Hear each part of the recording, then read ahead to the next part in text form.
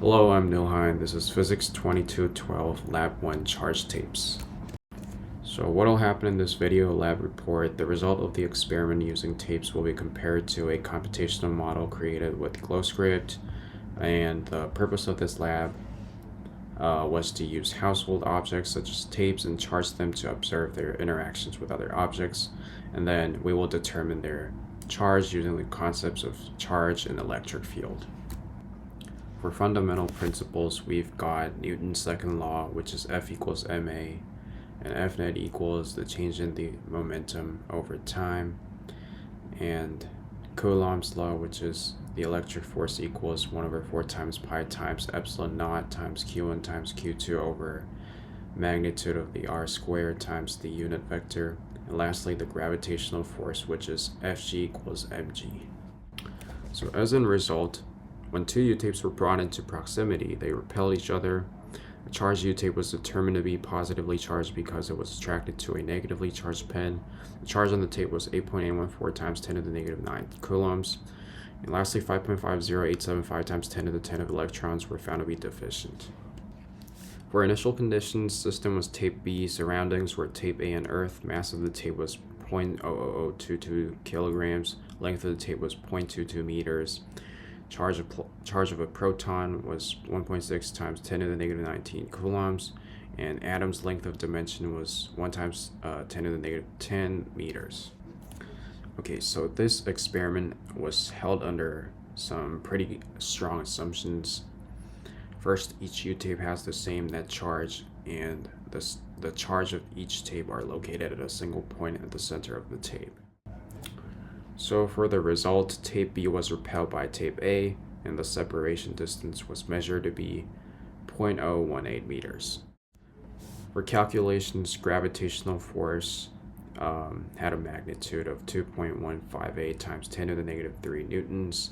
Electric force, the same. Charge on the tape was 8.814 times 10 to the negative 9 coulombs. Number of electrons deficient were 5.50875 times 10 to the 10 electrons. Number of atoms on the tape was 5.60225 times 10 to the 17. Ratio of the number of electrons to the number of atoms on the tape was 1 to 1.10697 times 10 to the 7. Okay, this is my GlowScript code. There are two balls. Basically, you can just consider them to be on the y-axis. I have gravitational force going down and electric force going up. Gravitational force is a neon-looking arrow, and the electric force is the red arrow. So they basically cancel out, so most likely they are balanced out. And yeah, that's it for my code. So to compare the models, the experimental model and the computational model basically got the same result. So for the similarities, the experimental model and the computational model yielded similar results with minimal discrepancies. Differences, the results showed no significant differences as they were calculated based on the same assumptions and values. However, if the experimental model did not assume the tape to be a point charge, while the computational model did, the results would likely differ. For possible sources of errors, the calculation of atoms in a piece of tape used a 2D approximation based on the projected area of an atom, which may lead to some errors, and forces like tension and drag were not taken into account, which could have reduced the precision of the result. The tape was held by hand, which could have altered the strength of its charge. What if electrons had positive charge and protons had negative charge? What would change about the observations you made with your tapes and other charged objects? Two of the tapes would still repel each other due to having the same charge. The tape would still be attracted to neutral objects or pens with positively charged electrons. However, the electric field created by the negatively charged tape would have the opposite direction, while the electric force in tape B would remain the same.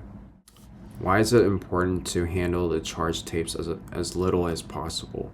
What happens when the charged tapes come into contact with your hands or other objects? This is because if charged tapes come into contact with our hands, the transfer of electrons can cause neutralization and potentially reduce the accuracy of the experiment. So in conclusion, the tape was determined to be carrying a positive charge. The tape's charge was consistent between the experimental and the computational model. Lastly, the accuracy of the experiment could have been improved under more controlled conditions. Okay, that's it for today. Thank you for listening.